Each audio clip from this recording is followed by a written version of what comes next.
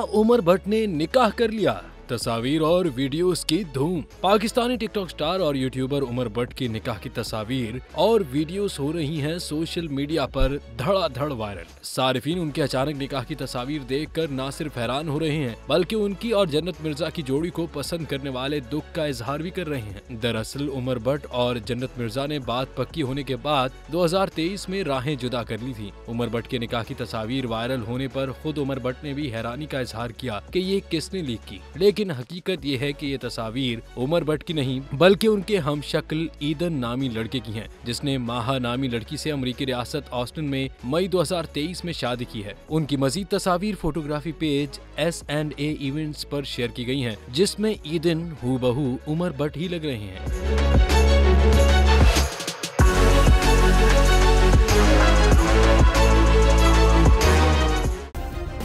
Subscribe करें और bell दबाएं ताकि कोई खबर रह न जाए।